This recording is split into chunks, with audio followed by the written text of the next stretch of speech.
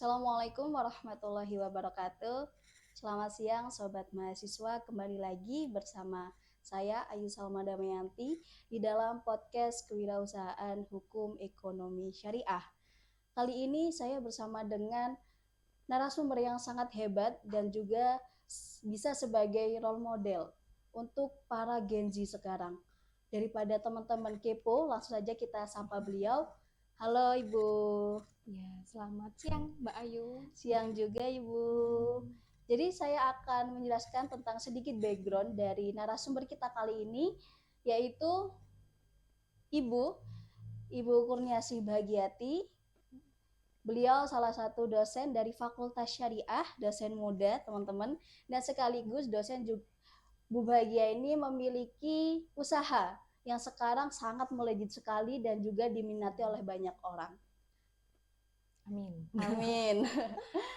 Oke Ibu, kita akan membahas tentang bagaimana cara membentuk mental dari Gen Z untuk bisa ikut serta dalam atau bisa dikatakan bisnis online. Kan kita tahu sekarang bisnis online itu sangatlah ketat.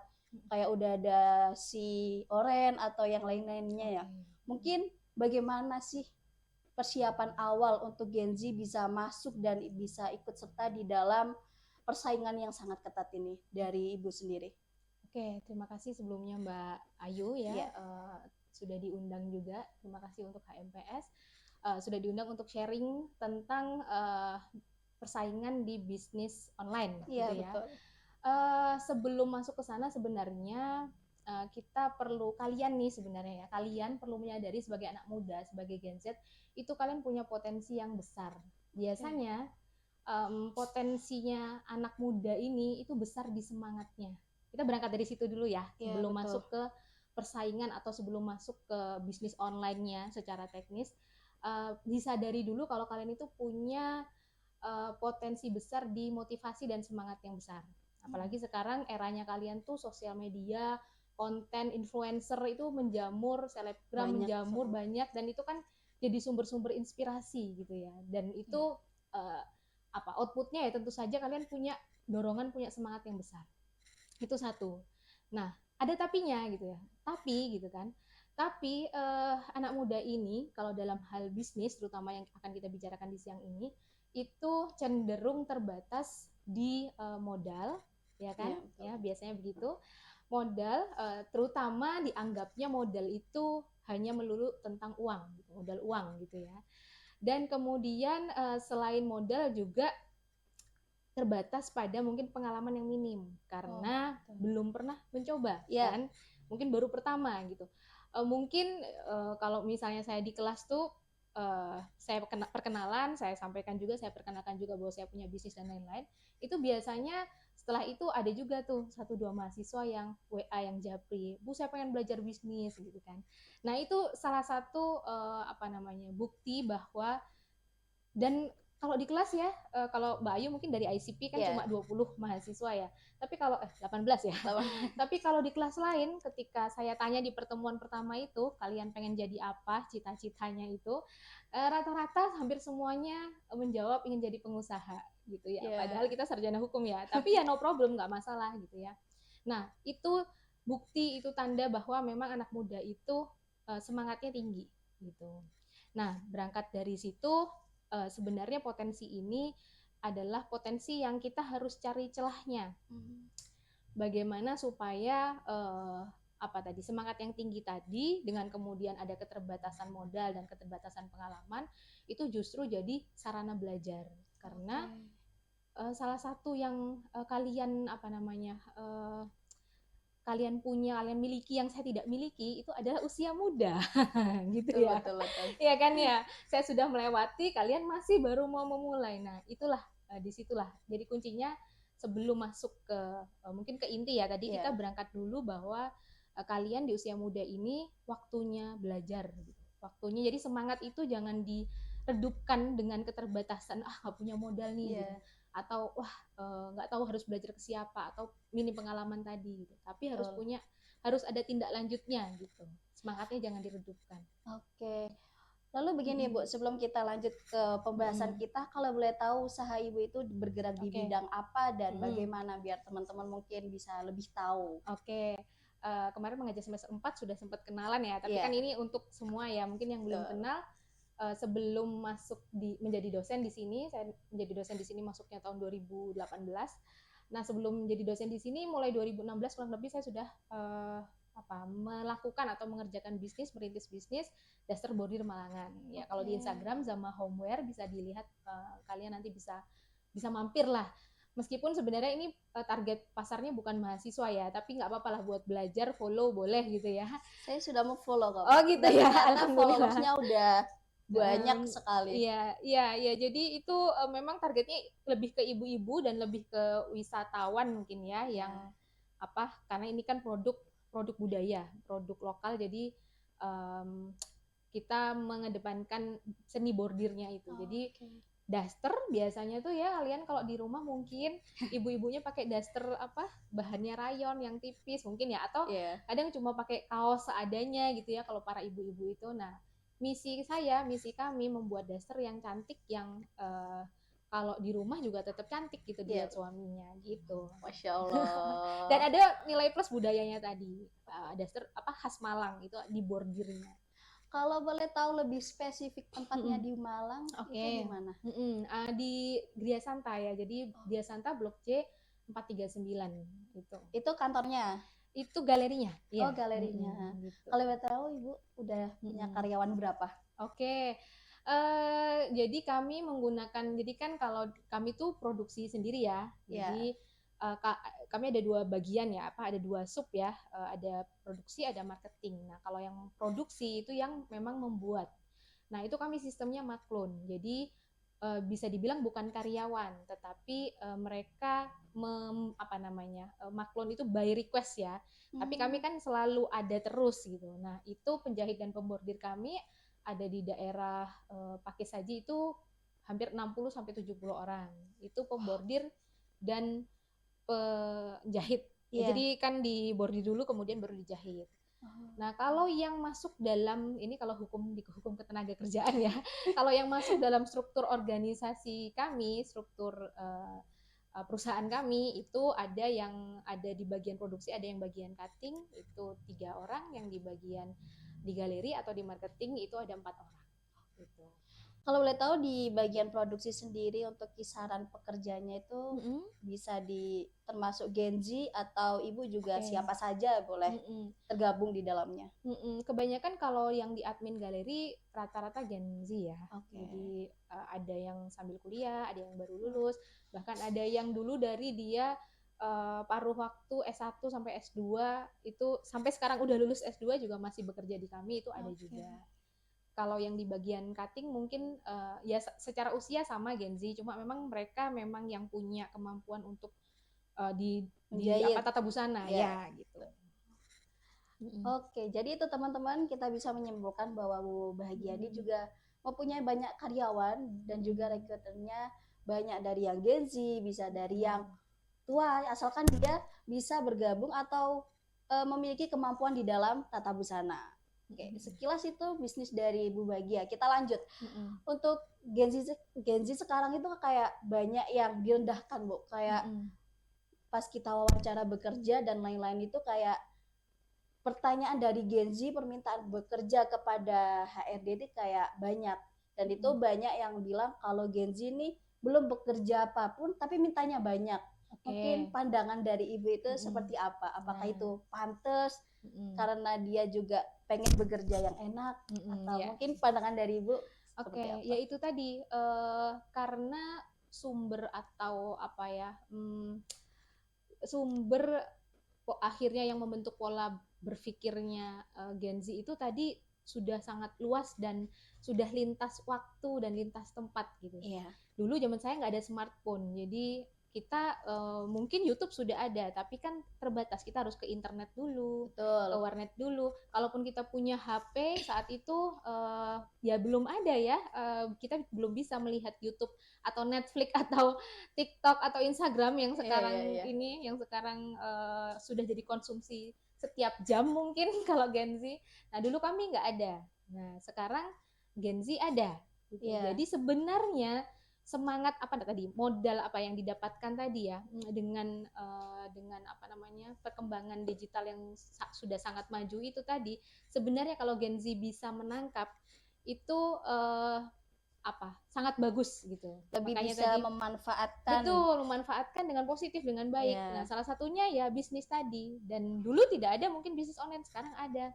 Bahkan Instagram saja, Instagram kan bukan marketplace ya, tapi Yeah.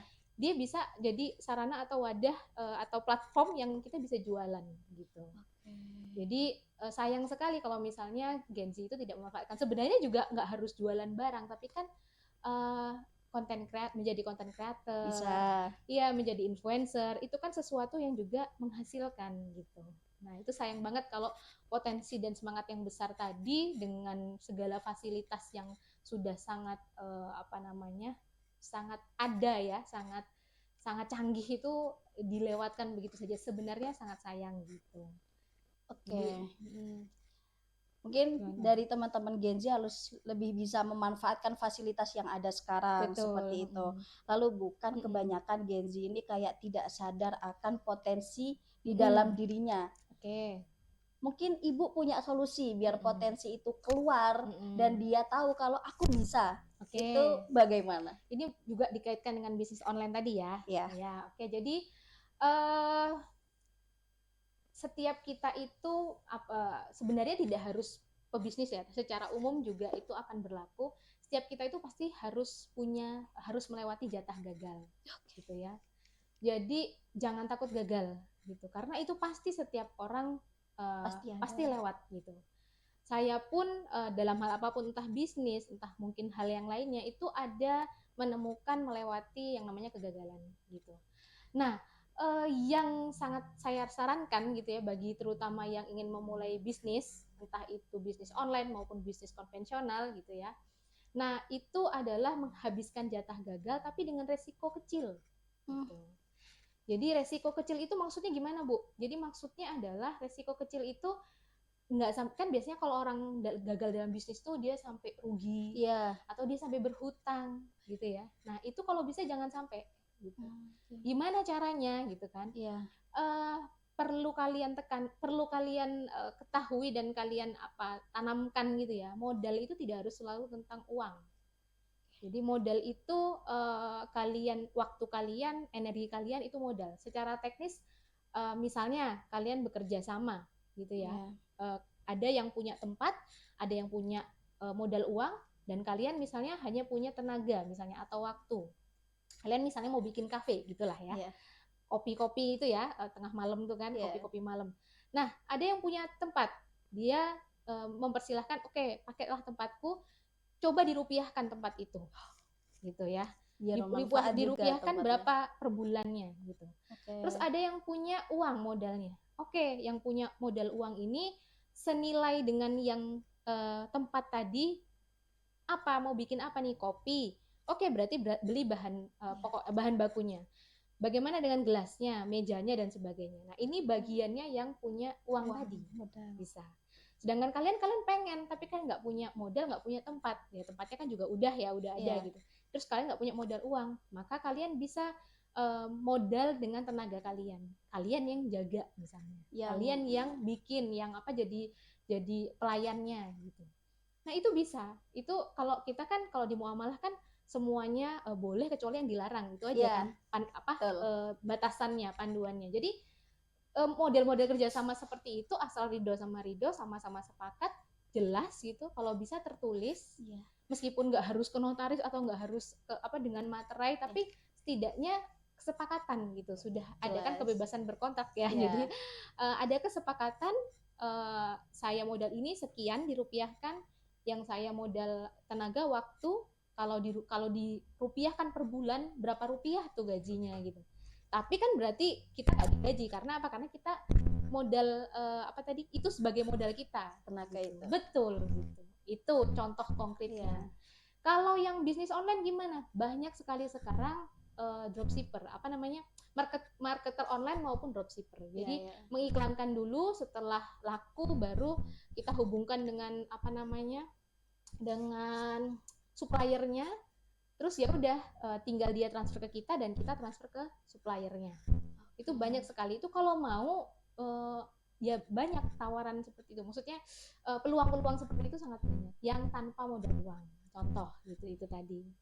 Gitu. Berarti tanpa disadari juga teman-teman Gen Z ini secara nggak langsung udah punya modal. Ya, dalam berarti bukan hanya tentang uang aja. Betul, modal itu sama dengan uang gitu.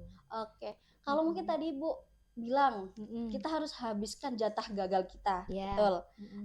Mungkin ada teman-teman itu kayak yang udah sering gagal terus sampai putus asa, terus sampai down, nggak pengen mencoba lagi.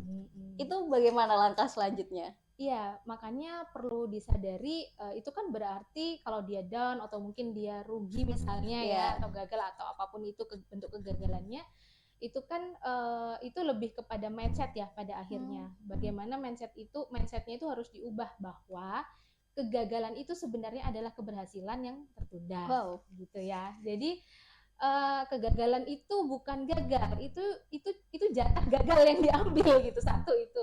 Kemudian yang kedua, dengan kegagalan itu kita punya pelajaran. Jadi gagal itu sebenarnya kita tuh belajar, bukan gagal gitu. Itu dianggap itu investasi untuk berhasil. Investasi untuk berhasil maksudnya bagaimana? Investasi untuk kita menyadari bahwa jalan yang berhasil itu tadi, itu kita harus harus menemukan oh kalau yang kayak gini gagal nih, oh berarti aku harus ambil pelajaran, berarti jangan yang seperti ini. Kesini gagal lagi nih, atau misalnya untungnya dikit, atau mungkin rugi nih, misalnya tutup nih, nggak laku nih. Bentuk-bentuk kegagalan dalam bisnis kan biasanya gitu ya, nggak laku lah apa. Nah, oh berarti strateginya jangan begini. Nah itu kan sebuah pembelajaran. Jadi gagal itu bukan gagal ya udah akhirnya terus jadi down, tidak, tapi itu adalah pelajaran yang akhirnya dari rangkuman kegagalan tadi kamu tahu kalian menemukan jalannya kalian tuh yang seperti apa untuk menuju keberhasilan. Iya betul. Jadi bahkan penemu lampu saja, Thomas Alva Edison, terus penemu pesawat Wright bersaudara, itu mereka berapa ratus kali mengalami kegagalan baru sampai akhirnya berhasil. Coba dibayangkan ketika kalau saya bacakan Thomas Alva Edison tuh ke 100 kalinya baru akhirnya menyala tuh lampu gitu ya. Coba bayangkan kalau Thomas Alva Edison itu yang ke 98 kali atau yang ke 99 kali terus menyerah, down dan berhenti. Ya mungkin dunia gelap sampai sekarang gitu kan. Atau Wright bersaudara yang terbang dulu kan mungkin teknik terbangnya itu belum secanggih sekarang ya. Dulu mungkin masih sangat dasar dengan kerangka-kerangka begitu kalau saya pernah baca. Nah, itu bayangkan kalau percobaan yang kesekian gagal, ya nggak mungkin deh manusia itu bisa terbang, bisa di atas udara gitu, nggak mungkin. Mungkin sampai sekarang juga kita nggak bisa antar pulau hanya berapa jam gitu, nggak ada pesawat gitu. Nah itu dalam bisnis pun begitu.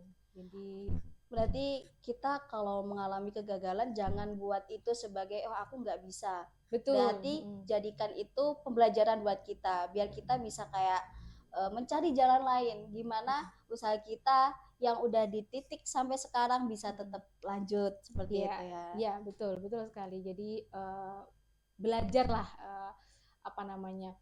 terus tadi mungkin saya agak garis bawah juga karena kalian masih mahasiswa juga. Gak masalah sebenarnya masih mahasiswa kemudian berbisnis gitu ya, tapi yang saya sarankan dengan resiko yang kecil gitu ya, resiko yang kecil dan tadi ya bisa modal, tidak harus uang gitu. Resiko kecil ini ya karena memang kalau kita udah bisnis dengan terus kepentok masalah uang itu udah bikin nggak tenang gitu ya. Jadi modal itu lebih ke modal karakter, gagasan, tenaga, waktu, tidak harus selalu uang. Kalian bisa manajemen uang, berhemat, itu pun sudah modal juga gitu. Jadi sedikit cerita ya, tahun 2017 saya membangun Zama Homeware itu, membangun bisnis itu, kami kurang lebih 1-2 tahun kita belum mengambil keuntungan kita, belum mengambil komisi kita. Kenapa? Karena kita tahu dalam merintis usaha itu pasti kita kan kita ada perhitungan setiap bulan ya. Jadi setiap bulan selalu ada ini terjual berapa, kemudian harus produksi berapa dan sebagainya. Nah, setiap bulan tuh kami tahu bahwa ini pasti kalau untuk pengembangan usaha harus tambah modal lagi. Kan jadi kan tadinya awalnya cuma 100 pieces misalnya, di bulan berikutnya kalau supaya untuk ekspansi atau berkembang lagi, berarti tambahkan produksi itu jangan 100 tapi 120. Wow. Terus bulan berikutnya lagi nambah lagi, bulan berikutnya nambah lagi, misalnya kayak gitu ya. Jadi perjalanan itu kita tahu bahwa itu membutuhkan modal uang yang berputar gitu. Jadi setahun 2 tahun pertama itu kami belum mengambil keuntungan kami, belum menikmati hasilnya. Jadi uang itu masih terus diputar supaya untuk pengembangan bisnis, untuk ekspansi pitches tadi, ekspansi kuantitas jumlah uh, barang kami gitu. Nah, itu artinya saya sedang menggunakan modal apa? Modal menahan diri untuk tidak mengkonsumsi, untuk menahan diri untuk tidak menikmati komisi atau gaji yang atau keuntungan yang seharusnya sudah bisa saya nikmati. Itu juga modal gitu. Jadi kalian punya uang saku, kalian tahan uang saku itu tidak apa mungkin sampai puasa atau apa gitu ya, dan itu kalian jadikan modal, itu kan juga modal gitu. Jadi modal itu sebenarnya karakter.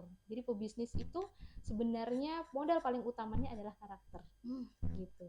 Kalau karakternya siap, apapun nanti yang terjadi kita juga pasti siap. Iya, biasanya kan orang mau mulai bisnis nggak punya modal. Itu ya jangan seperti itu. Maksudnya modal utama itu adalah karakter. Iya. Karakter yang mau belajar atau tidak, tadi mau siap dengan kegagalan atau tidak. Dan kalau saran saya itu tadi resiko kecil tadi supaya jadi nggak gampang untuk modal butuh uang habis utang gitu ya, nggak gampang berhutang. Jadi udah mengandalkan apa yang kita punya gitu. Tapi gini Bu, biasanya kalau saya menangkap memang itu jalan yang bagus ya. Tapi semakin sekarang semakin terus berlalunya itu kayak Gen Z ini gampang banget mentalnya down.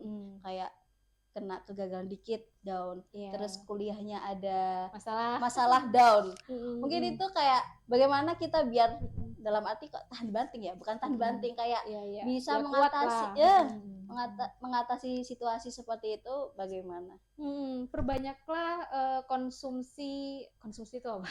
Perbanyaklah asupan mungkin konten-konten atau apa namanya itu tadi ya, karena saya sangat berkaitan dengan sosial media, dengan teknologi yang semakin canggih gitu ya.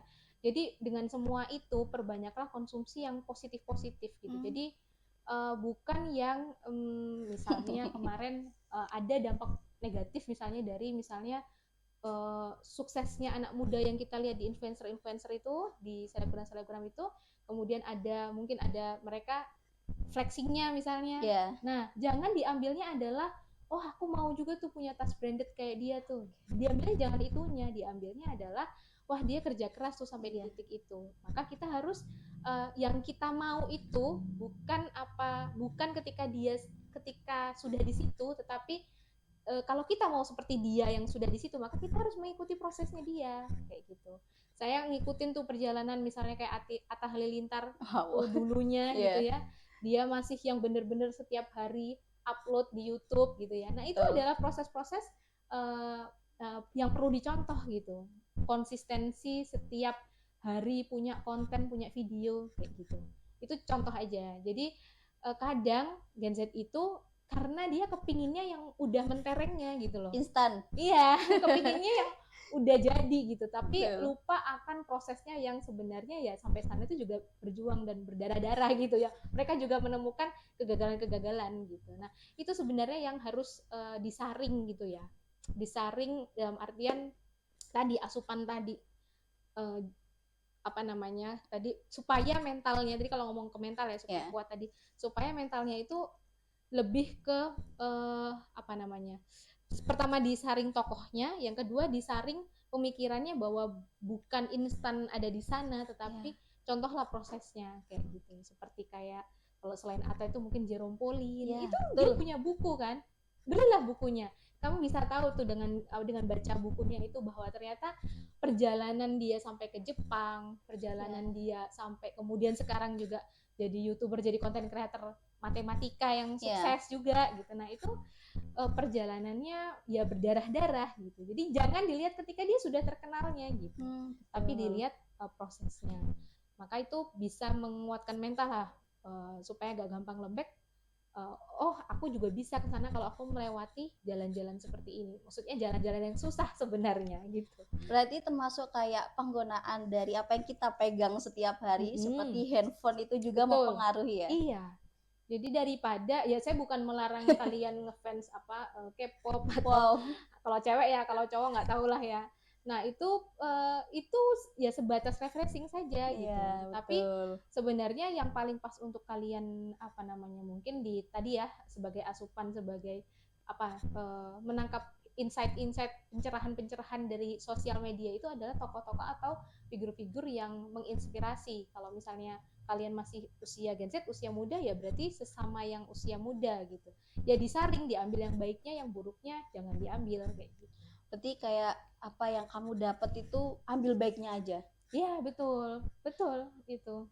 Itu prinsip yang bukan hanya apa namanya, bukan cuma apa sih, bukan cuma slogan atau kata-kata ya, tapi sebenarnya kan ke setiap orang kita belajar ya, apalagi ke orang-orang yang sudah kita pandang dia sukses, dia role model, kita belajar apa yang baik darinya. Kalau ada yang buruk ya tidak diambil gitu.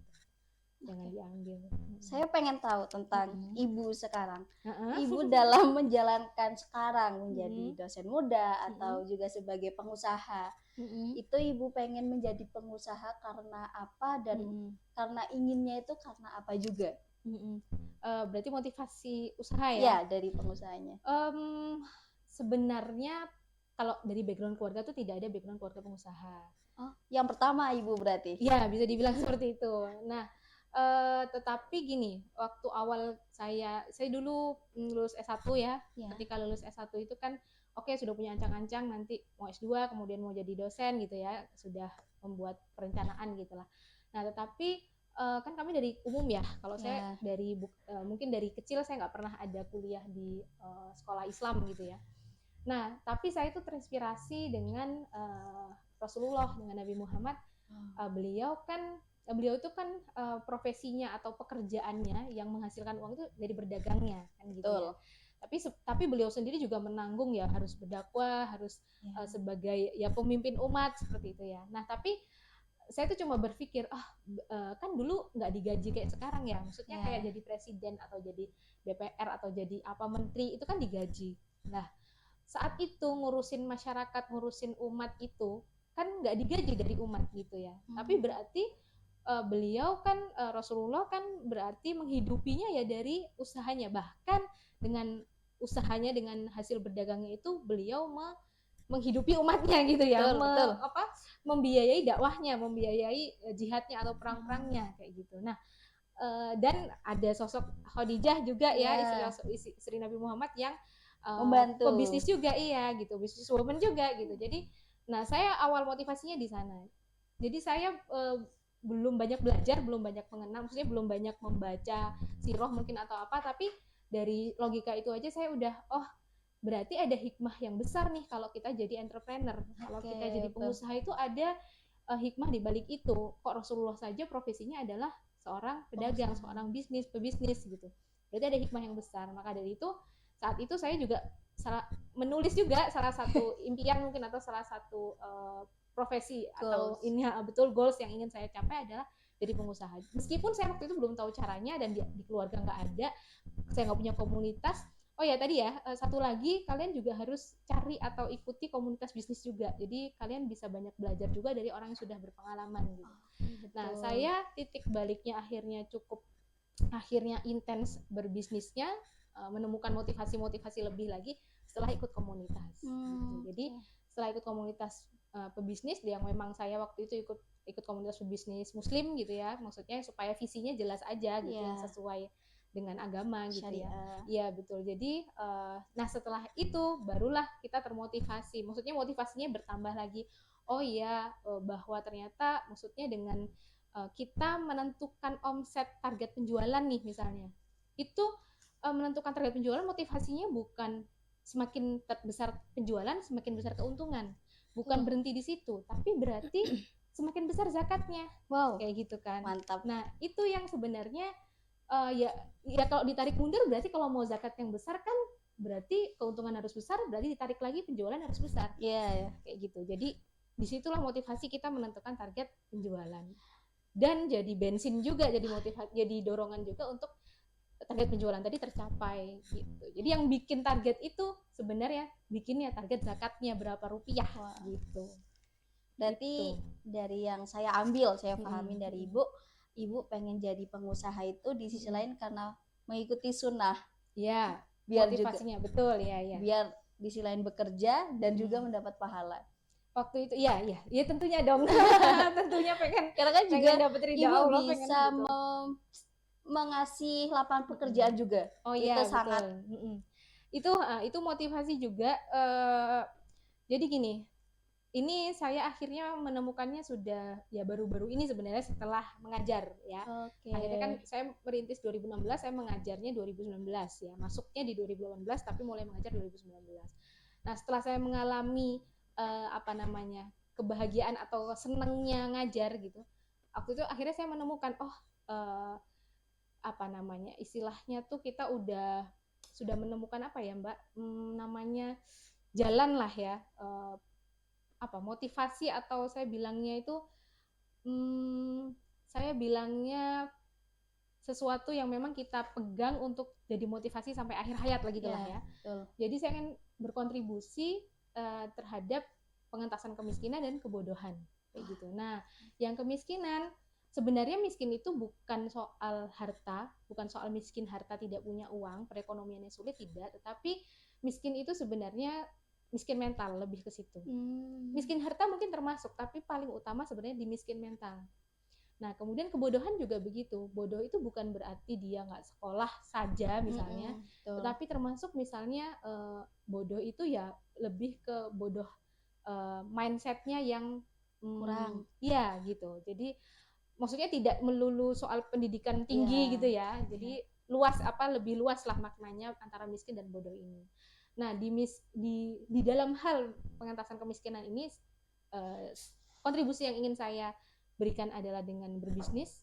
Karena dengan berbisnis itu ya kita tidak memberikan ikan, tapi kita memberi kail. Kita memberi ikan di bagian infak zakatnya, sedekahnya. Tetapi kita juga membuka lapangan, dengan mengembangkan bisnis kita akan membuka lapangan pekerjaan yang semakin banyak juga. Nah, itu kan memberikan kail gitu ke masyarakat. Itu maksud pengentasan dalam kemiskinan. Satunya lagi dalam kebodohan. Ya, dengan saya menjadi dosen, itu adalah kontribusi saya mengentaskan kebodohan gitu. Yang dimana berarti ya di tempat saya mengajar sekarang gitu. Makanya kalau di kelas saya selalu berusaha bukan hanya mengajar akademik, tapi ada bonus-bonusnya gitu yang saya berikan kepada mahasiswa supaya tidak hanya sekedar akademik aja yang didapat gitu. Iya, saya juga merasakan itu dari ibu selama di kelas, kayak gak melulu tentang materi, tapi ibu juga mengajarkan hal-hal yang bagaimana sih generasi muda itu harus berbuat, memanfaatkan fasilitas ada, dan umur yang masih dibilang produktif dan aktif. Mungkin itu Bu.